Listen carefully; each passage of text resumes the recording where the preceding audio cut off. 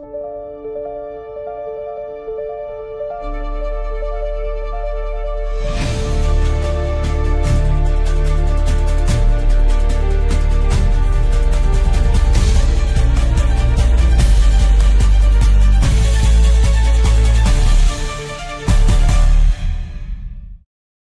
and welcome back to the Captain's Quadrant. I'm Captain Joe Dove. Joining me this week, as always, my co-host with the most, Jason Roy Gaston. And we have two very special guests to dive into the Star Trek Starships of Discovery. Let's welcome again Stephanie from Trek Long Island, the showrunner, the woman herself, the host with most of that great convention that we will be a part of again this year. And we're super excited to have you aboard. And are new to the Captain's Quadrant, but not new to us. It turns out we have met before. Chandler, also from Trek Long Island, and he is from tramraps.com. Hello, guys. Welcome to the Captain's Quadrant. Thank you for having us. We're so excited. Of course, I like your intro. Did you get a new intro? Because that's real fancy you got there. Yes, it's we got a special shout out to the gentleman who did our new song. The intro is done by VHS Jace, who's a master at those things. It's amazing. Yeah, he is incredible. He is no joke, and we thank him for that. But I have to give a shout out to our music guy. His name is Synthetic Ensign. So there's a theme. Wow. Yeah, Synthetic Ensign made our new theme, and we're giving him a big shout out. This is going to be for this particular area where we talk about ships, debriefs, and at the movies, because it sounds like a little bit more epic. So there'll be a little bit of changes. And of course, we also have to say hello, thank you, and another big thank you to our first Patreon, Cassie Crawford. Thank you so much for being a Patreon and to the membership of the Captain's Quadrant. We have our wonderful tiers, which are represented by villains for some reason, because, you know, we have fun and everybody else is using the Captain's thing. So let us go into the chat. Say hello to My Figure Universe. Greetings and salutations, sir. Good to see you. My mom. Hi, Mom. Such a great gal. Yeah. And of course, John S. Hello and welcome. So we are here to have many. Oh, we got another one. Wes Huntington. Hello. How are you, Wes? Good to see you. Shut up, Wes. I'm just kidding. Keep talking. Keep talking. Yes. We just couldn't resist. We're very happy to see you. It's very, yeah, I get it. All right. So we're talking about Star Trek Discovery ships, and we are going to get into a fray of things. But I wanted to first talk about Trek Long Island. So I'm going to give the floor to you, Stephanie. Give you the whole floor. You can talk all about this. Well, you got to ask me questions. Help me out. Ask me questions, because I'm bad at just going. Come on, give me stuff. So no problem. Explain to the folks what Trek Long Island is, where it is, and how they can become a part of this amazing convention. Ooh, thank you. Trek Long Island is our Star Trek convention on Long Island. Can't say that. It's on May. Wow, I just forgot. May 30th to June 1st. I keep saying last year's dates, so please stop me. May 30th to June 1st, 2025. You can buy your tickets now. Photo ops are ready to be bought also, so you want to get all set up with your ops and your tickets. You can get. We have this year. If you went to last few years, you'll find that we have parties this year. We have a nice nightlife. It's not like it was last year. Yeah, we got our panels. We got everything that's wonderful like last year, but we got a nightlife. Pretty cool, right? We got the Starship Fabulous dance party that's going on. We're going to be having John Billingsley game show. We're going to help me out, Taylor. I'm forgetting everything, please. You're having, well, it's not a masquerade, but it's like a cocktail party. Cocktail nice hors party. d'oeuvres. Keeping it nice and light before we start dancing, because you don't want to eat too much. You just want to drink too much, you know. And we're going to have our own Lawrence Niels, who's going to be the Vic Fontaine, and he's going to be singing through the dinner or the cocktail party. We'll have the cosplay cabaret come back, and we're going to have comedy at night, not for the children, though. Matthew Jennings on the Friday evening. We're going to be playing some of his work on the main stage, also not for children. And you should all buy your tickets now. We do have a children's department, though, so don't you worry, at treklongisland.com. All right. So that information is going to be in the show notes, both on the YouTube that you're watching now later on as I update it and on the podcast notes. So be sure to click those links, click, click, click, click, and get your tickets because you're not going to want to miss it. We'll be a part of it. We'll be there. I'll be Earlier loud the in the better. hallway. Yeah. Yeah. Get them. Buy Get 'em early. fast. Yes, absolutely. I gotta say, I had the privilege of coming to Trek Long Island last year, and it just had a different vibe than all the other conventions I've ever been to. It was just everything was so chill and everyone was so friendly. I just remember looking up at one point and there's Melissa Navia just walking through the showroom and everybody was just being so respectful to her and just not swarming her. They were just letting her be. And I just thought, wow, this is not just a TrekCon, this is a community. And so I fell in love with it. I can't wait to come back. Our first year, we had Evan Evagora just hanging out at the bar, and just everybody was just chilling. Really is really cool. Yes, yes. I remember running around videographing the first year, and I had a blast. And I'm so glad you guys were able to use that footage because it looked great, and I spent a lot of money on that camera, so I'm happy I was helping. All right, so everybody's here to talk about Starships, and we're talking about the amazing ships of the future. Yes. The year 3000 into Star Trek Discovery. Jason, can you read that? Following their journey through time into the distant future, the crew of the USS Discovery encounter a whole new generation of starships. The collection will include models of Book's ship, the USS Voyager, NCC 84656-J, and the upgraded USS Discovery, plus previously unreleased ships from the first 2 seasons. Did I just do a commercial? I think you did. Look, keep on nice. Somebody call Eagle Moss. Tell them that they owe me some money. Yeah, there you go. They owe a lot of people money, unfortunately. Yeah. I've given them a lot of mine too. So love them just the same. Love the fan home ships just as much. Yeah. That's nice.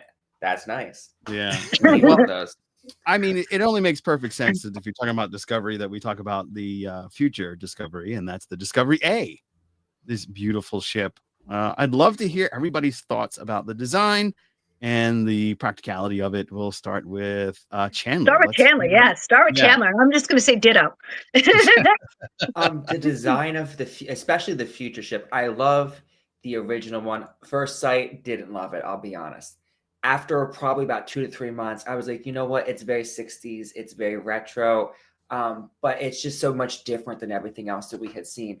Jumping into the future, like my love for the ship just grew even more, especially with like integrating the programmable technology that they have for the programmable matter. And then also like combining that with the old school tech.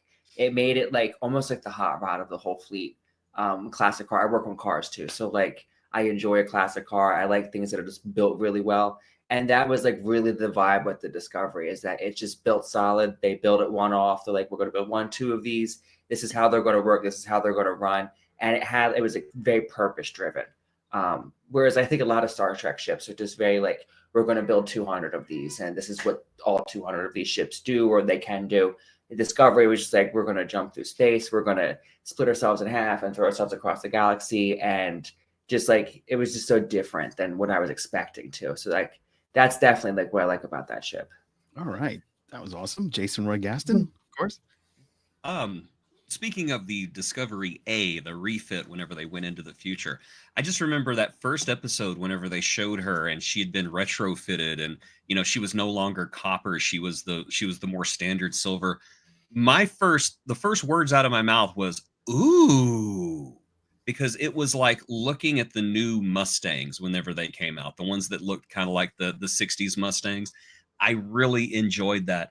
I liked all of the improvements that they made to the Discovery with one exception, and I'll get to that last because I like saving the worst for last. Okay. I love the way that the ship became silver, first of all. I liked the copper because I thought it was really unique, but there's something about the silver that just looks more futuristic. The detached nacelles, people hated them. I liked them. I liked that technology from the future to us didn't make sense because everybody is just sitting there saying, why is it detached? It doesn't make any sense. But if you bring like a caveman from It's 20,000 years ago to the 21st century. It would say, "Why wheel go round? Me not understand. That's stupid." I like whenever things like that happen. I liked how the bottom of her hull was more curved out. I liked I liked the little cutouts in the hull. The only thing, and the Tron lighting. Mm. I loved the Tron lighting. I just thought it just made the ship look so neat. But the one thing that they did that I thought was kind of weird, not a deal breaker, I just thought it was weird, was how you had that bit of negative space in the saucer section. Yeah. They took out all the spokes. And Oh. I just thought, if there's some kind of ship-wide emergency and I have to get from the outer ring to the inner ring, I'm going to have to now run all the way around the saucer section and go up the center spoke. And I know everybody's like, well, what about the transporters that can zip you there? What if they don't work?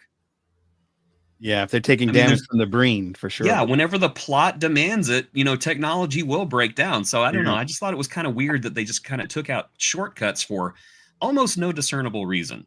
But other than that, I really like the upgraded ship. I kick myself daily that I did not get it from Eagle Moss, but I was dumb. I was just like, Eagle Moss will be around forever. It's not going anywhere. Yeah. I concur. I really dug the design of it. I really loved how the nacelles have that Tron effect, and I really like the triangular base because, like, I grew up in the 80s, and in the 80s we had this weird thing that ended up on Unsolved Mysteries, and that was this triangular ship that was going down the Springbrook Parkway. That's a highway in. I saw that episode. Oh, you saw that episode? Good. I loved Unsolved Mysteries. Oh, yeah. The episode about the bunk bed still gives me nightmares. Well, my uncle legit saw that, the one that recently passed, and he told me about it, and he said it freaked him out. And then when he saw Star Trek Discovery, he was like, oh my God, that's kind of like the thing. It just needs lights along the side. So it has that like real alien look to it that I really appreciated. And that's my 2 cents on that one. Moving on, we are just going to say, guys in the chat, tell us what you think about these ships as you come along. We're going to have a full section for you in the chat so you can be part of the conversation. Now we are moving on to one of the most unique ships, in my opinion, in this whole fray. And that is the Nog, the Eisenberg class. So we're going to start with Jason this time. What are your thoughts on that ship? Okay, you know what I like about the Eisenberg class? And it is that it is such a radical departure from the secondary hull, saucer, and nacelle ships that we know about Star Trek. And yet you still look at it and instantaneously you say, that's a Federation starship. Mm-hmm. Like you just know the second that you see it. I will say it again. I will say this a million times. I like that 31st or 32nd century starships are weird. I love it. They should be weird. They should be wacky. They should be this gigantic leap of technology that we as 21st century cavemen don't understand. And I saw it the first time that I watched the episode and the Discovery passes by that ship. I saw the words USS Nog. And I thought, they're giving a shout out to Aaron, and I just thought that was special. And then, of course, the ship was the Eisenberg class, and that was just an extra added layer. I just love how they've canonized, even though that Aaron Eisenberg isn't with us anymore, that Nog went on to become somebody great. Yeah, as we all knew he would, and Absolutely. Now that will never be erased. Not by that. I love the Deep Space Nine documentary, but I was with Aaron whenever he got pissed off whenever they killed off Nog. I was just like, no. All right, Chandler. I was always like wondering when we were going to get a vertical ship, at least turn the saucer around sideways, but they really like went all out with the unconventional ship shapes. And that is like what I like most about this ship, because I think it really like defines itself independently from anything else that we've seen. I've also questioned too what the programmable matter, if they even stay in that shape. Like, I think we're seeing a lot of ships in a very peaceful state. You're not seeing a lot of hull armor or anything else, but they're all organic. They're all meshable. Like, that ship could connect onto another ship. Like, I really don't think we have any idea what it even like can do or does do, but it looks like a lot of capability. Exactly. Like, you could put them all together. You could put an Angelou class on the front, throw some nacelles from the Credence. It's got. And I'll form the head. It's like literally like. Yes. But it's cool. It's like it is one of my favorite ships, also because of the name, but more because of the shape of it. It seems like something people would live on as well. Stephanie, you have the amazing ability to have connections with a lot of the folks that are in Star Trek. Is Aaron one of the folks that you've met in your time? I have not, but I met his wife recently, and I would just love to have her at the show. Yeah, she's a very, very nice person, and I would love to have her one year. So hopefully she'll give me a call. We'll have her come down. Yeah, that'll be amazing. That'll be amazing. When I first saw this ship, I was like, "Oh, that's weird." And then I saw it in this particular shot. I think it was a blink and you miss it type of thing, and I was like, "Oh, it's the Soong," because the Eisenberg is the class, so there's different versions of it flying around in space, and I thought it was awesome. They've got the Tron lights back. They've got the that quintessential Star Trek Enterprise A look with the lights shining down on the name of the ship, and I think it's dope. So I fell in love with it after that point, and I definitely think it's one to talk about and share with your friends, just like our podcast. Be sure to like, share, and subscribe. Yeah, I segue sometimes, just so you know. I'm just wondering, which Soong is it named after? I was wondering like that too. every single one of them have been awful people. Yeah. Like, hey, let's name a ship after that one guy who like started that entire colony of androids, and then like this alien god showed up and almost killed the whole universe. Either that, or we could name it after the guy who tried to kill the astronaut that went to Jupiter, or we could name it after that weird geneticist who got everybody killed on that planet with the crystalline entity. I don't know. Which Soong should we name them after? How about the guy who tried to resurrect Khan and his group? How about that? Yeah, let's do that. Vulcans love consistency. I think that's what they were going for. Like, they're going to name it after someone who's very consistent. Whole family, exactly the same. Just there it is. Awful, dangerous. Don't go near them. You see them on your planet, go the other direction. I think Eric Soon's like great grandson probably just like hit the age of 17 and is like, I want to be a chef. And everybody goes, yay, name a ship after him. This ship was named after the Enterprise Q's chef.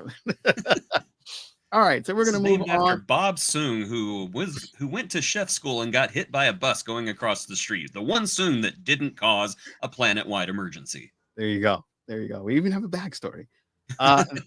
This was a unique ship, and unfortunately, I couldn't find the name of it, so I'm going to leave that to Jason and Chandler to discuss. This guy. Oh, that's the Hiawatha class. Yeah. Ah. And of course, now that I see it large and blown up, I can actually see that. But yes. I'll start with you, Jason. I saw that you had that. So yes. go on. I love this ship, not only because of certain design elements that I will speak about here in just a minute, but this is the ship that brought us the goddess that is Tig Notaro into Star Trek. Oh. This was the ship that she was on that crashed. And so this is what brought Jet Reno to Star Trek. And for that, I will always love it. Now, this is it's one of the same reasons why I like the Olympic class, the ship from All Good Things that had the spherical secondary hull. And it's because I just have this headcanon that medical ships should have a dramatically different look than other Federation ships, so that you can just look at their profile and say, okay, don't shoot it. It's a hospital ship. Plus, if you look at this one, I don't know how well you can see it, but those are all shuttle bays on the side. Oh, so it's a rescue mission ship. It's a rescue ship, and I just love the fact that this ship has got a specific duty. It's not a jack of all trades. It's not a Swiss Army knife. This ship goes in to rescue people and save them. And I don't know. I love the way that it's put together, because it could have just been easily just a generic ship for, no other purpose than just say, oh, it's a hospital ship. It looks just like a Constitution class, but it's a hospital ship. But they made something that was a dramatic departure from other ships. And I think she looks really nice. And I don't think enough people give her credit for this. I like ships built for a specific purpose. And for that reason, and of course, Tig Notaro, I love the Hiawatha class. Now, how come the nacelles were still attached? How come the what now? Everything's still attached. It didn't have that split up. Wild. It's not a 32nd century ship. Oh, it's not. That's why. No, well, there was an episode Mhm. where they did use these in the 32nd century as like Yeah. alien ships, and because you see them crashing at one point, and as they crash, I'm like, that's a Ah, Hiawatha class. What are they trying to pull? Ah. I'm glad- I can't remember which one it is, but it's a bunch of ships crashing into a planet, at one point after Michael comes and does something. Of course, she can't ever do anything small. But yeah, but she causes like there's like three of them up there together, and they just all crash, and yeah, they're all 23rd century ships. Mm. Maybe they were like repurposed. Maybe they're like classics or something. Maybe that's like Michael crashing a Model A off a cliff. I don't know. But that's why it's there. I guess it All could right. happen. I don't know. Yeah, Chandler. I like that ship especially because I feel like it kind of represents the civilian fleet a little bit. Like, and that could also be how we see it in 32nd century. Like the designs for it could just be like in a database. Like, oh, you need a ship to do that. This is what it does. I love all the shuttle bays on it because I've always had this vision of like a medical ship coming in and like you're literally pulling people off a shuttle and wheeling them right to the shields into a medical bay. And I think that ship really like is the antithesis of that and how that would happen. It's also like it's like I feel like it's like an engineering vessel too. Like there's a lot of each on that ship because if you got that many bays, you've got to have people to service all the shuttles, and it feels different and it has a different function and purpose. And that's like what I like most about ships when it's like you can tell the person was like, well, let me just create this. Like people aren't going to pay attention to it, but like this is how I would build a ship if I were going to build one in Star Trek. I just want to say hello to Aliska Sucha, who was a guest on our show earlier on. I know she's a big Discovery fan. So glad to see you, and we'll jump back into the chat later on. But we want to talk about this ship. One more thing that I thought was really cool about this guy is the remnants of the Reliant that I saw on it, because how it's connected through those pieces reminded me a lot of the ship that Khan wielded to try to destroy and make the demise of Captain Kirk. You want to know what it reminds me of? What? It reminds me of a Next Generation Romulan bird of prey. Interesting. Yeah, because it's almost got that negative space in the. Oh yeah. Got that kind of neat look to it. Yeah. I don't know. It looks primitive, but it is what I would expect from the time period that Discovery started out from. So I like the ship. This is kind of like the Cerritos before the Cerritos was the Cerritos. Wow, that's Which is also a fine lady. Yes. A handsome lady. Handsome lady. I think it's a cool ship. I am now going to take us back to the 32nd century, and one of the I think is the coolest ships of the entire fleet at this time, and that is this baby, the Armstrong. I believe that's the ship that the captain in the last season was the commander of, if I'm not mistaken. No, I am mistaken. Nope. Okay, great. No, Rayner was in command of a Mars class ship. Ah, okay. Yes, That's the one with the missing pieces in the middle, right? Unfortunately, we never really got a good look at the, I call it the Constitution 4. It used to be the 3, but then Picard came out, so now it's the 4. So we never got a good look at the Constitution 4, which is probably honestly the Constitution 40 by the third. By that time, yeah. This is the... Go ahead, I like it. There is a channel, I hope I get this right. I can't remember it. There's a channel that created this whole lore for this ship that they were actually exploring outside of the galaxy whenever the burn happened. And there were 3 of them, and they were exploring the Magellanic Clouds. And the burn happened, and they lost track. They couldn't contact the Federation, and for some reason, if they couldn't contact the Federation, they were told to stay where they were because some kind of disaster has happened. So those ships literally stayed outside the galaxy for like 150, 200 years before they finally went back, and they established all these human colonies out there because that's what they were for. They were for making colonies.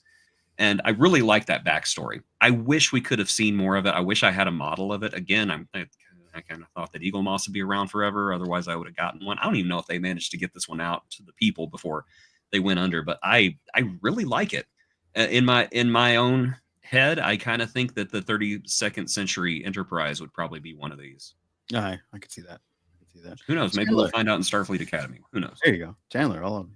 I would say my favorite thing about Discovery is how the ships are more a piece of art and a functional piece of art. Even Book Ship was like a functional piece of art. This ship, I think is one of the most gorgeous ships they've ever built. It gives you exactly what you expect from Star Trek, and that classic silhouette of a frame. But if you look at it, it looks like it could be an art museum. Like if you just look at individual spots, like the struts and how it just kind of curves, and like it's like the bird's nest a little bit in China when they built that for the Olympics. It's just like it's so, and it's huge too. That's the other thing, is it's a very, very large ship. I think it's pushing close to the size of the Enterprise J. I could be wrong, but I think it's kind of pushing towards that size. So when people say it could be outside of the galaxy working for years, like it really could. Like that's its own independent base. I love the way the secondary hull and the engines are attached on this one. It makes it feel like it's more sturdy, and like probably like it would be out there a lot longer as well. There you go. Now that you mentioned art, Stephanie, I believe you have an artist alley at the convention this summer as well. And you speak on that a little bit? We do, and just so happens that Chandler's partner will be in charge of our artist alley. Do you know how many he's gotten a lot of response about it? But basically, you want to do reach out to, and I'll it's on our Facebook page, but I'll post it again tonight. You're going to reach out to the person who's in charge, and his name is Connor, and he is going to. Actually, is it fully at how far is he? Do you know? Right now, the art collection is very curated. Okay. So the artists that are currently in it will be heavily featured. So if you have a piece of Star Trek art you would like to see up on a wall or a nice podium, whatever we're going to put it on, I would recommend sending some stuff in, so he has the opportunity to talk. And also, he's probably going to work with a few pieces as well. So there's an opportunity for collaboration too. If you're like, hey, I don't have a piece currently, but I want to make a piece over the next 2 to 3 months, like please message him too. If you have an idea or want to talk to other artists, like connecting people, I think would be a great way. I would love to see it. Doing 3 pieces per person, right? For each day of the convention. So each person will send in 3 pieces. I believe so. Right now, I think we have like 12 to 14 pieces. Oh, wow. Wow, that's really good. And then we're going to be auctioning them off. A percentage will go to the artist. The other percent will go to a charity that Trek Long Island is representing. Awesome. So it's going to be jam-packed, so make sure you get your tickets. Yeah, get in there. It's like an infomercial that I'm doing here. I'm just going to quickly say that Chandler is all representing Trek Long Island tonight, because I'm not the ship nerd at all. So he's all representing for us. So as you're looking at me like, oh my God, he's it there. He's it. That's it. You know, just Yeah, I just try to include you where I can because it's fair. No, you just do the best you can, but don't worry about that. I'm just listening. You did a perfect job too, because I literally have on my notes. You need to talk about how the Star Trek Discovery ships are pieces of art. And speaking of art, we also have the artist. I took care of the segue for you. I did my job. I'm good like that. All right. Well, we're going to segue back into the ships, and this is another heavy one because it was named after one of the cast members that is no longer with us, the USS Mitchell. Very interesting, sleek ship, a very minimalist design. But Chandler, we'll let you go first on this guy. What are your thoughts on this ship? The ships that look like this kind of confuse me, because from my perspective, that looks like a TV remote, which is okay. It's perfectly okay. All the ships look like they were made by Samsung on top of that. So it's a Samsung TV remote. You push a little button, you don't know which side's the button, but you just touch it and it works. A little like an Apple Magic Mouse. I do like them because of they're just very, very sleek. They don't really have like a defined shape necessarily. It's just more like if you were blocking like something, like I'm just going to like put them in there for samples to hold the space. That's kind of what I feel like they are, just like personally, because they got to build a lot of ships, a lot of money involved in just making those models. So I feel like that was part of it, to be able to give us a variety of ships without spending a lot of money on doing all these textures and cutouts and all the other stuff. So I think it's cool. I think it's important too to have those, so that way there's a variety of ships and we're not getting the same thing we got in earlier series where it was like copy and paste. But this one personally is not my favorite, but it's still great. Whoever made it, you did a great job. It looks cool. It real exists. I don't have anything like that going on, so take my word with a grain of salt, you know. All right, Jason Roy Gaston.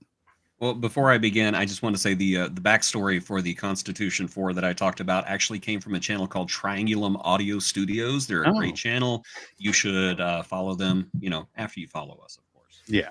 They do lore for Starships, and it's a great channel. I didn't want anybody to go, you stole that idea. No, I got it from somewhere. I just couldn't remember the name of the channel. Okay, so the Mars class, that's the Mitchell. She's got 4 nacelles. You know I love me ships with 4 nacelles. I just think they're cool looking. I will say though that the Mars class looks weird from certain angles. Like Chandler said, it kind of looks like a TV remote. Other times, I think it looks like the Agonizer from the Mirror Universe episodes. And other times, it looks like a bottle opener. I mean, it's just kind of odd looking. Because of that cutout in the middle, right? Yeah. Now there's one great shot, and it was the Mitchell's hero shot. Whenever the Federation headquarters is about to be smashed by a big boulder from the big parsec huge I can't remember what they call it, the DMT or something. Yeah. And the boulder is like smashed by phasers, and the Mitchell flies through it. In that shot, she looked really awesome, but it's just from a certain angle. And that's one thing that I think is a great tell that a starship is well designed, is that it looks great from every angle. And that's why I think that the Enterprise A is the best starship ever created ever, because every single angle looks amazing. The Mars class looks good from maybe 1 or 2 angles. The rest of them, it's just weird. And it's not weird in a good way. It's weird like, why was so little effort put into the design of this ship? It's too simple. It's not even simple and mysterious. It's just simple. Like they just spent maybe 3 hours working on the model and said this is good enough. Ooh, it's had a fresh shave, Yeah. All the details just shaved right off. Exactly. The ship has bottom. not. It's like you just spawned into a level and the background hasn't rendered completely, and you're just waiting for the details to pop up, but they never do. Wasn't this the ship? Wasn't this the ship that saved the day against the Breen, or tried to stand up against the Breen to defend the outpost in the last season? The one that Rayner was in command of? No. It was just the Mitchell that came out and just kind of helped out. Oh, it probably did. Yeah, it probably was. I remember the Mitchell showed up because I just thought if they blow up the Mitchell, I'm going to be really upset, just because Kenneth Mitchell. Don't disrespect Kenneth Mitchell like that. Yeah. But it identifies as a hero ship, Yeah. Yeah. I get really attached to certain ships whenever they're named after people. I loved Kenneth Mitchell. I love this ship. I loved Aaron Eisenberg. I love this ship. Yeah. Did anybody meet Mr. Mitchell? Kenneth Mitchell? No. Yeah, neither did I, unfortunately. I know a friend of the show, Ernesto. He met him, and he actually hung out with him and danced with him and everything. So he's got a lot of great stories. So that's pretty cool. Before we move into our last 3 ships, let's hear from our friends in the chat.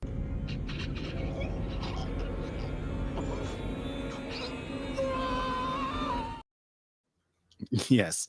Our heads won't be exploding this time because our friends are here in the chat. Let's go back to Mr. Wes, and Wes says, haha, Jason, I've heard that one before. And that was because you said shut up, Wes. Trek Long Island ends before my birthday, from John S. Yes, it starts right before mine, so that's all cool. Yeah. And then, of course, it just so happens to be right after my mother's birthday, too. So I think you guys might be birthday twins. Cool. May 27th? 26th. Yeah, pretty close. Oh, wow. Cool. Very close. All right. Yeah. All the cool people are Geminis. Yeah, I guess so. That's what it is. Will the children be endangered thanks to Alexander and be forced to be saved by Worf in an elaborate recreation? So. That'd be really fun. Yes, we're gonna be there. You're gonna buy a ticket? Then yes. Our friend and background actor from Star Trek's Strange New Worlds and, of course, the new Section 31 movie, Damon J. Hello, everyone. I'm back. Have a great show. Live long and prosper. Hot take. I think the Discovery really looked its best in the 32nd century refit. I'm going to agree. I liked the 23rd century Discovery, but I do think that the glow up in the 32nd century was an improvement. Oh, wow. So it turns out My Fair Universe is June 3rd as well as John S. So we're make sure to have a big old happy birthday. We won't be having a show that day because we'll be at the convention, but we'll throw up something for sure.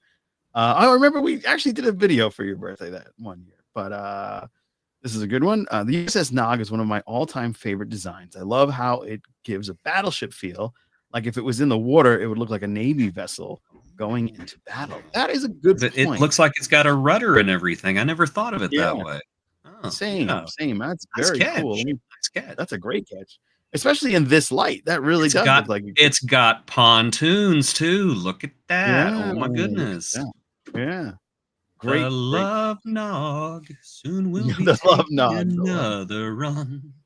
Yes. So I guess you just dip it and see if it works. You know, if it floats, it's let's put it in the water. What happens? If you lose the whole ship, it just it'll get crushed in the planet eventually. Yeah, the water, space, same type of pressure, right? Knowing my luck as a captain in that series, I'd be stuck as the foot.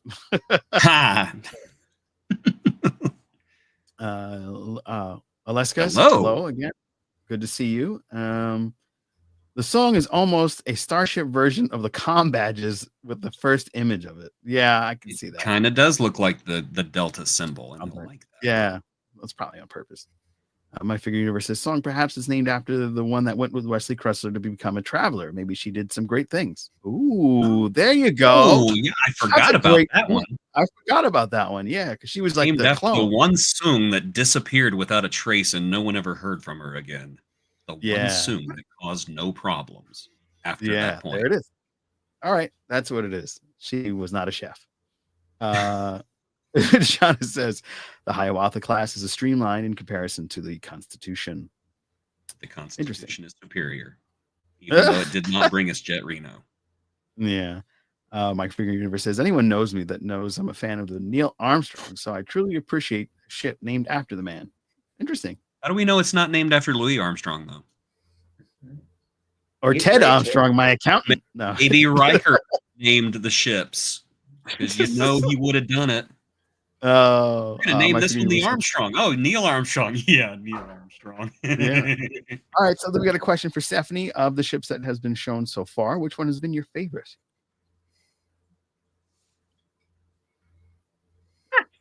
It's got to be the Nog. I'm sorry, and it's only sentimental. It's really just only sentimental. That's cool. That's cool. Another question for you. The only reason you need. Yeah, Stephanie, would you like to touch on the layout of Trek Long Island this year in relation to how many floors the event will be held on? Well, you'll like this a lot better because last year was a real pain in the neck because the elevators were a real pain in the neck. So I'm keeping everything having to do with the guests on the bottom floor. So you get your autographs, you can walk right to the photo studio, everything's right there. The only things that are going to be on the second floor are the panel rooms, because I have nowhere else to put them, and the parties. Everything else is going to be on the main floor now. Make it a little easier for y'all. There you go. There you go. Brilliant. And of course, seeing the Mitchell was so emotional. It was a hero of the day in season 4. Yeah, I was right. It blocked, and it did not give us a missed opportunity.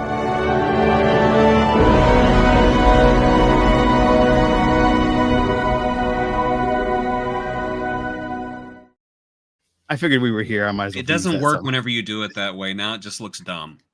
No, it worked. It was not a missed opportunity. You wrecked it. Stop it.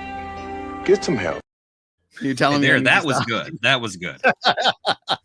Now that I know it's back, it's game on. Oh, there you go. There you go. Yes, so the debrief and some of the other stuff. We'll have a lot of these fun ones. All right, let us continue our journey. We have 3 more ships, and then we have an announcement from our folks here at the Trek Long Island team, and let us go into the Voyager J. Da-da-da. The Voyager J. Chandler, let's hear from you. What are your thoughts on this beautiful ship? This one's another one of those ones that's kind of like they shaved it instead of like giving all the extra texture. I like the Voyager J better once again because it's kind of got that more attached look with it. It does still look like a TV remote, but that's okay. I'm fine with that. It's a good looking ship. I'm kind of curious as what the inside looks like. That's where my mind goes with that automatically. Like, is there a holographic Neelix on board? Do they have a slightly temperamental chief engineer? Is the doctor just full of himself? Like that, honestly, never mind. Excuse me. That's a given. The doctor's always full of themselves. But Absolutely. I think it's definitely a cool ship. I love to see the Voyager in the future like that. And what I like most about it is that it's kind of still the same ship. Like it's not any bigger, it's not any smaller. It's just kind of like this is exactly what it does, and they always just continued it because like we've seen the A, the B now with the 2 new series. So it's kind of like it's just always there because of how well they did. So it's really a testament to the original crew that they're just going to keep building the ship. It's like the new Excelsior class kind of. Yeah. It has a long life, longevity. Jason Roy Gaston. This was another like fist in the air moments whenever Discovery ended up at Federation headquarters and they passed the Voyager J. I was just like, oh, they're actually acknowledging the other Star Trek series. Yay! I will say it's another one of those things where it feels like a model where the textures aren't loading.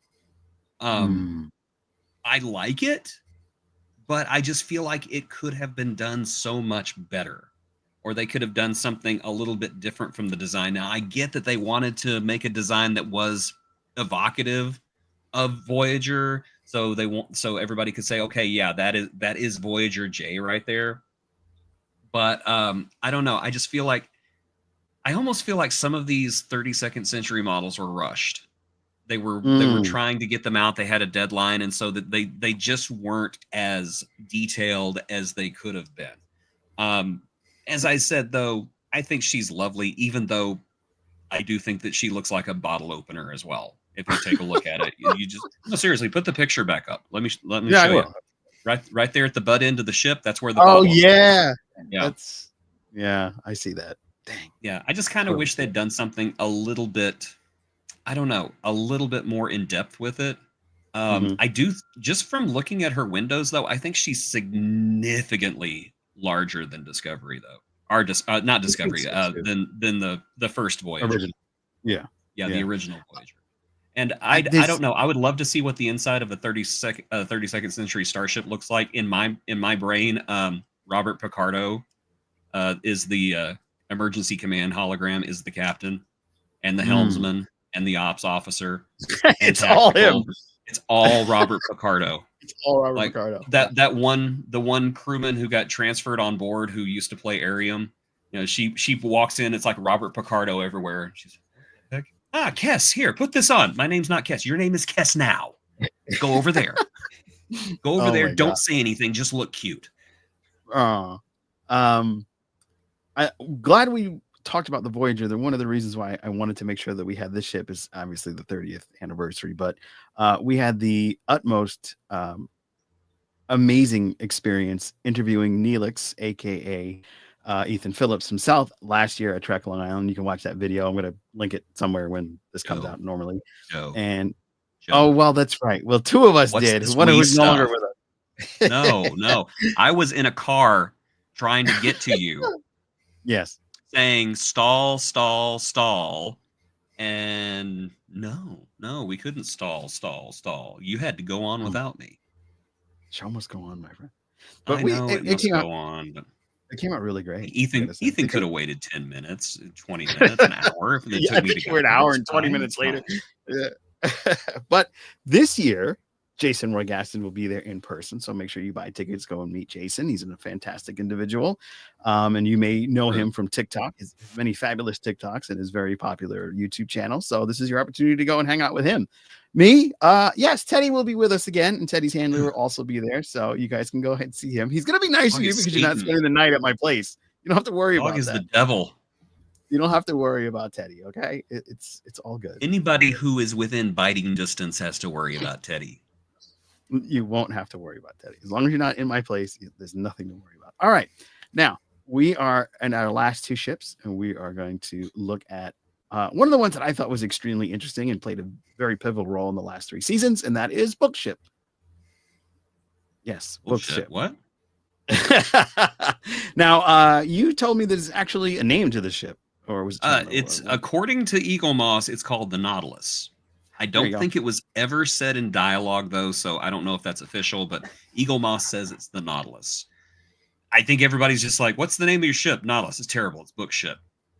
Bookship, come in, bookship. Calling my ship. All right. Why are they saying bullshit? What's going on? So what do you think about They this? should have just called it the Grudge. I think that would have The been Grudge would have been, or La Grange, something French. That would have been kind of cool. the Queen Grudge. Queen Grudge. What did you think of this ship? Oh, is it my turn? Okay. Yes. I liked it. I liked that it was like half starship, half transformer, because it was always dynamic and moving.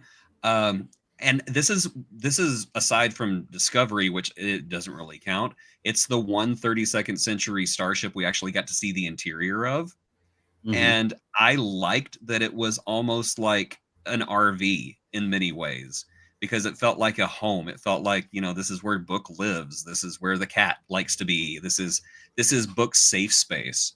And, we saw it that way a couple of times, that, he would go in there to just kind of hide out and deal with things. I liked that it was a different environment than Discovery, that they had like wood paneling in some places, but at the same time you had those little touches that let you know that you were in the 32nd century. Like the console was floating. It wasn't attached to the floor. It was just floating there. And I just really enjoyed that. I was very sad when it went boom in the finale. I was very sad to see that ship go. But, the show was over. So I guess, if they had gotten another season, they might have rebuilt it or been like, yes, there's a little bit of programmable matter. Let me put a drop on the floor. Boom. Oh, look, it's back. I mean, you probably have that technology there. Yeah. What would have been really, really terrible is if, they rescue Book and what's his face there at the end. And oh, I'm so happy you're back. Yes, I'm glad that you beamed all three of us back. Three, me, this guy, and Grudge. I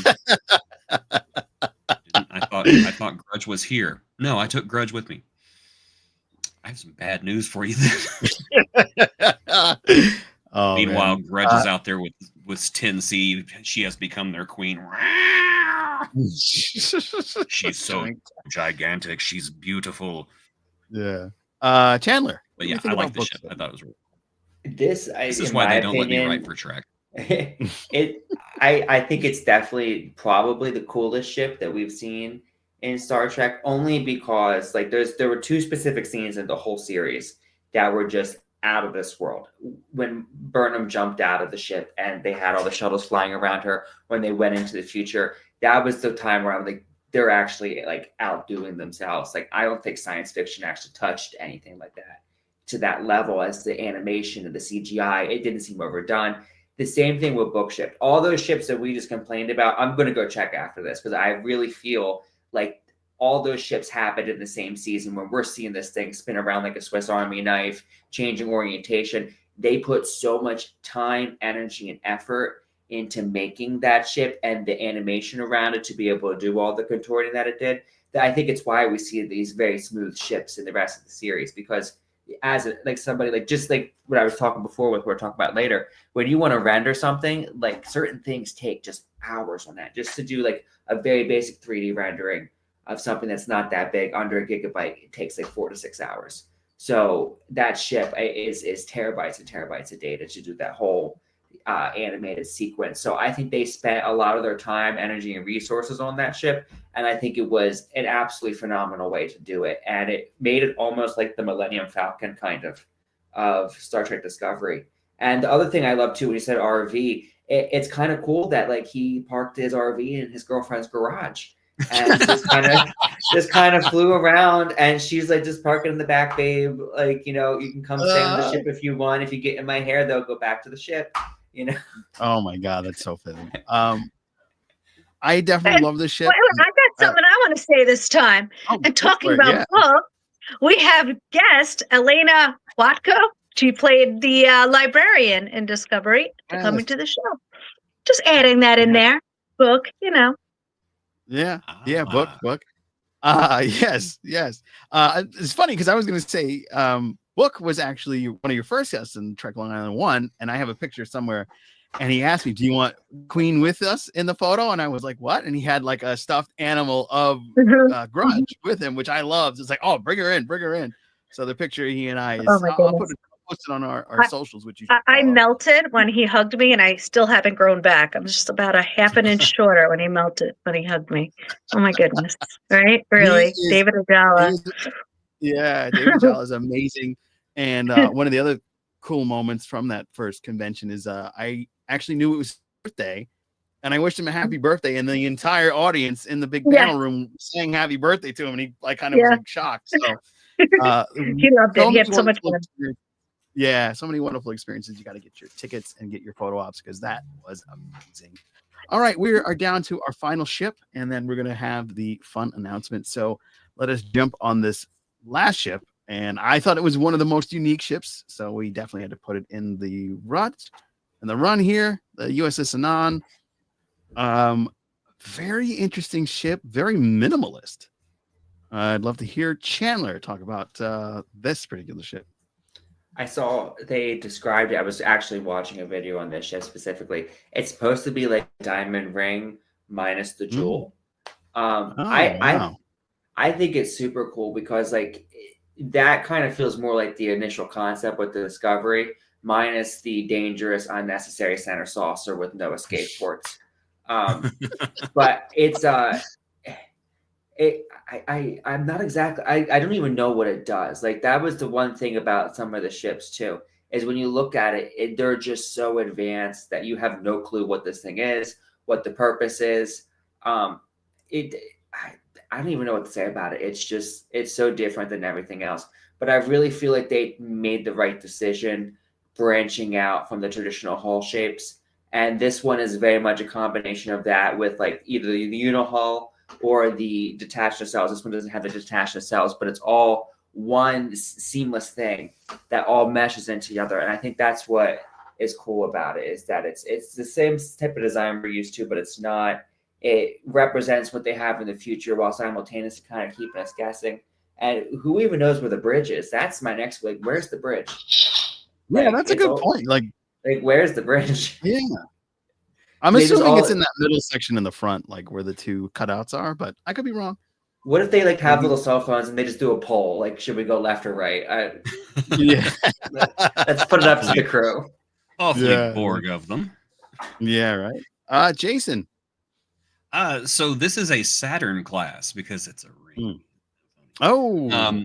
Yeah. Clever. Our the channel that I mentioned, Triangulum Audio Studios, did a bit of lore on this ship and said that it is a science class ship and that it's got some very powerful sensors, but to use them to their full peak, they have to completely surround something. And so that's why they have a big ring with an empty space in the middle. Because every time they need to scan something, they just kind of settle on top of it and scan it from all angles. And I guess it tells them, everything they need to know: radiation levels, life, thoughts, dreams, what color of underwear they're wearing, and everything like that. I don't know if I completely buy that one, because to me that just seems awfully inefficient. But what is it used for? I have no idea, but it's weird and I like it. And you can look at it and you can say, yes, that's a Federation starship. I think that's another downside to the Mars class, is that whenever you look at it, you're just thinking, is that a Romulan ship? What is that? But yeah, the Saturn class looks like a Federation starship and I like it. And it's different. It's weird. It's just cool. It's just really cool. It's not the weirdest ship that they've made, though. I think it is. It's extremely jarring, I think, to have like no deflector dish, none of the little pieces that we're so used to throughout the ages of Star Trek. And it has those side lights that I think are really cool. And it happens to be something that I really dug. So I love it because it's so different to me. And now that you mentioned that it looks like an engagement ring, that's kind of stuck in my head now. So I'm like, it's engagement rings. That's whenever they have all the starships form Voltron, they just take the Saturn class and go, whoop. We're gonna see a lot of people get engaged with rings that look just like that soon. Yeah. No engage. If you collect 5, you become all powerful. Oh yeah. All right. So as promised, we have some exciting news from Trek Long Island. We have a contest. You guys have the floor. I'm assuming Chandler's going to speak on this, or is it Stephanie? I'll take the floor. So, all right, you take the floor. One of the big things, this is actually like a little project that I just did, But one of the important things, especially for me, is I love to mesh things together that I love and take the things in my life that I'm not passionate about and inject it with passion.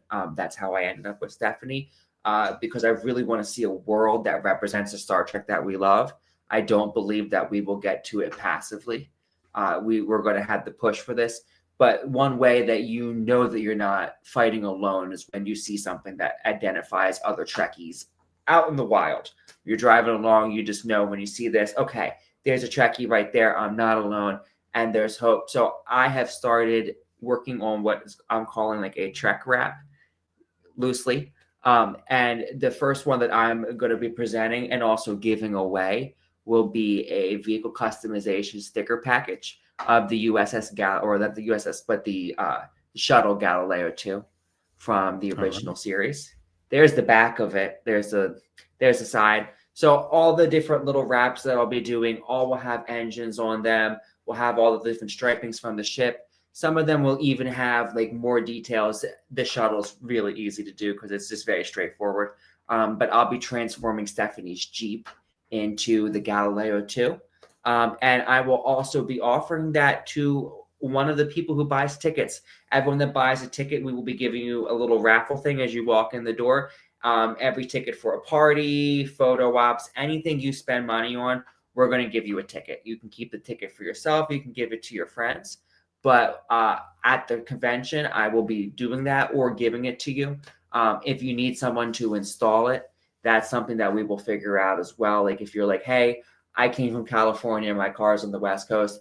I have resources and contacts all over the country. It won't be hard for me to get someone to stick this on your car. It's going to take them like 2 hours with a good wash, obviously. But I really want to really combine the world of Star Trek into practical things. The other plan as well is as this little company that I'm building takes off, we will be partnering with a wonderful charity called Library for the Kind. I personally did not read until I was 8 years old. I'm on the autism spectrum. I spent a lot of time in special needs school. I am a product of an incredible amount of love from a lot of people who were dedicated long before they, like, most of my teachers didn't even know what type of degree they were getting when they got it. They were just like, well, there's this thing called special education and you can help kids. And I really want to be able to do things that help other people. Every sticker package, $150 of it will be going to the charity as a donation with that. And if you decide you want a full wrap, which is something on my personal truck, you will be seeing sitting outside the convention center, along with Stephanie's car and the Borg maybe making an appearance. You'll see some really cool things. If you spend the money to have your entire car transformed every square inch, $500 of that will be going to the charity. Our initial goal for the first few years is to try to find 12 people across the country who want this. And if we can find 12 people who want this, that'll put $5,000 into the hands of the charity, which will allow things like books and bookshelves to be bought. So that way areas where you're going to have kids who won't have access to certain things like, hey, this is who I am. I'm autistic, or I have really bushy hair and no one around me understands my hair, but my hair is beautiful. Books like that, it's important for everyone to see themselves in a book, and especially for children. Like if I did not see myself in a book or see a world that would represent my ideals in books, I wouldn't be who I am today. And I also wouldn't be that without Star Trek either, because before I could read, I certainly understood Star Trek Voyager, and I understood what they were doing and the world that they were living in and creating for themselves, even out in nowhere. That's kind of what I want to do. Like we are out in the middle of nowhere in a very unforgiving environment, and we have the determined to create beauty in this world. And I hope that through the Trek wraps, I'll be able to do that.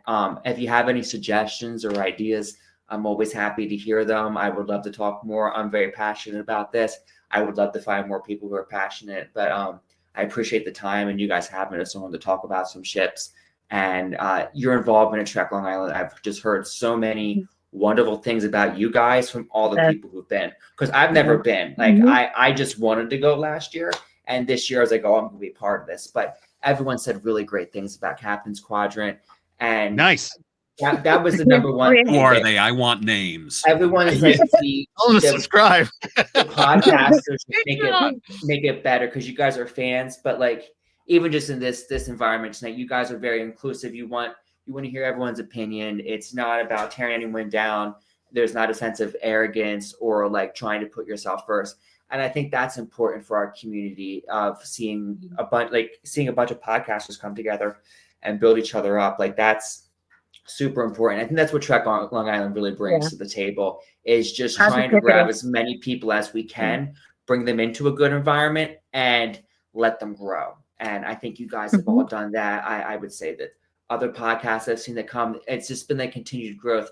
And I'm super excited for your panels this year and to see what you guys delve into.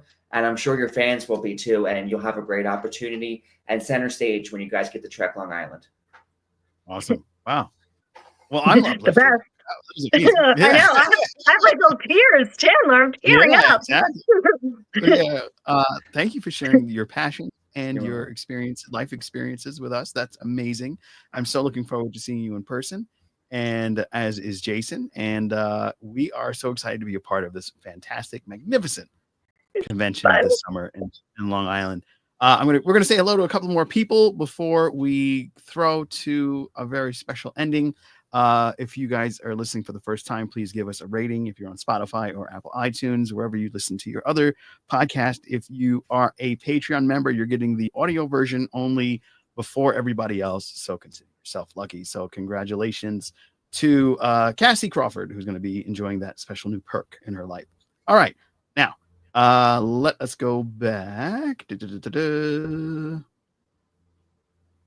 You mean the guy who has got the Power Stone was in the first Guardians of the Galaxy movie? That yeah, it does kind of look like that. Yes. The Stargate ship. Yeah, that does kind of look like Stargate. Yes, definitely felt some Egyptian design with that one. Very cool. My Figure Universe and Jonas are just blowing it up tonight. We love them, and we're so glad you guys are here with us today. Go ahead, Jason. It looks like you really want to. Okay. So My Figure Universe says, I'm legitimately surprised you didn't touch on the ship that has all the vegetation and the dome on top of it. That was the one whenever I said that's not the weirdest ship that they have. I was talking about that one. It's called the Angelou class. And that's the one that has the literal rainforest inside the donut, and all the windows are holograms and everything. I wanted to know more about that so much. What are you doing? Yeah. Oh, there we go. Yeah, there it is. You see the big silver donut. Yeah, that's that's the Angelou class. I don't know. I just want to know more about it. And they just literally showed it once, and that was it. And Tilly has that is a rainforest in space, and everybody laughs. And I'm like, yes, show me more about the rainforest in space. That's what I want. That's one of the spin-off, the rainforest in space. Starfleet Academy 5, Rainforest in Space. That is one of the ships that I was trying to get a good image of, and I couldn't. Everything got super pixelated. So they only showed it once. That was it. Yeah. It was like a triple. It was like, what you guys aren't seeing right now too is like literally every square inch of my house is covered in tropical plants. Like there's tropical plants here. Nice. There's a second room. There's downstairs. There's my office at work. So I thought that was the coolest. That one, for sure. Just don't lose inertial dampeners or stop too fast because everyone's going to drown. Don't scan me at 4:30 p.m. That's Groundkeeper Willis time.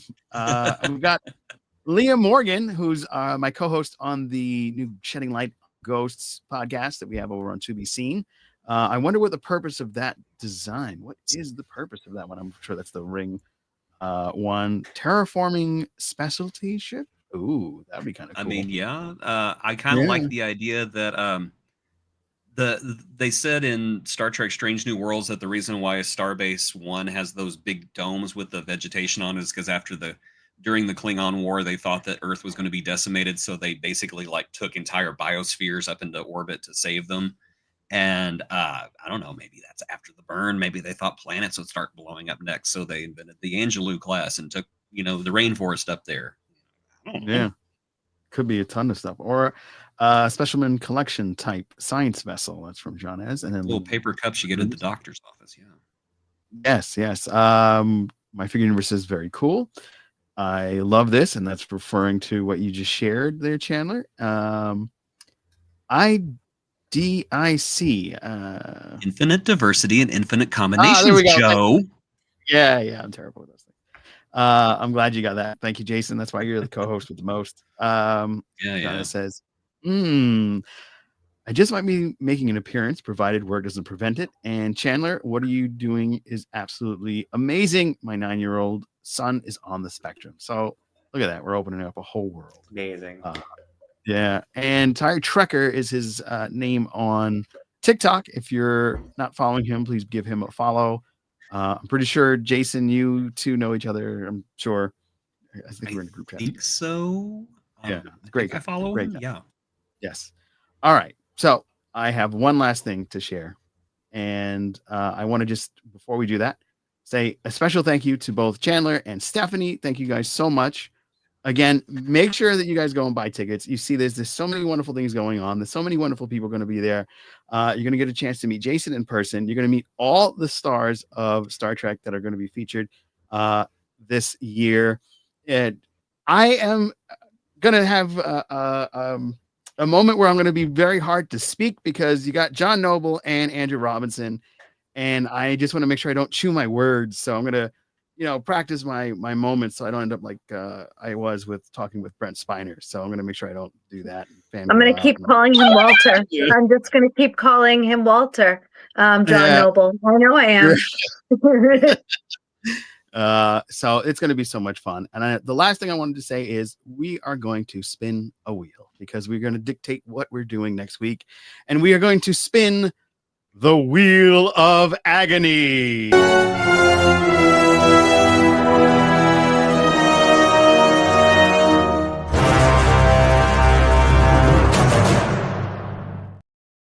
All right. Worf ready. We're going to find out what we're going to Daddy Worf. We're going to find out what we're talking about next week. We've got some of the green episodes are the episodes that I think are well liked, except by me, which is the Inner Light. Not a fan of that one, but we have some rough ones. Hey, but you're wrong though. Yeah, that's all your perspective, all perspective. So we're going to spin the wheel. We're going to find out what we're going to watch. We're going to have our friends from the Undiscovered Pod joining us next week. And that's going to be a lot of fun. So let us spin. Yes, we made this very simple. Whatever it lands on is what we're going to be watching. And we are going to watch Hatchery. And that says the Inner Light. So, oh my gosh, you screwed it up. How did you screw it up, Joe? Yay! It's Hatchery. I don't know if you remember that one, but the Star Trek Enterprise episode. I don't remember the exact plot. Unfortunately, I won't be here. Yes, it's right. During the next episode, I will be off away. It is my spring break, and I'm going to go break some springs. So, all right. So next week I'm going to be joined by the host of the Undiscovered Pod, and we're going to be talking about the Hatchery. So, thank you for listening. Thank you for watching. Hatchery. Please give us a like. Yeah, that's gonna be an episode. Thank you guys from Trek Long Island for joining us, and this is going to be an amazing event. We're so excited about the car wrap. It's going to be so dope. So make sure you guys get your tickets and your photo op tickets. Visit their website and be sure to join us in person in Trek Long Island. Until next time. Bye.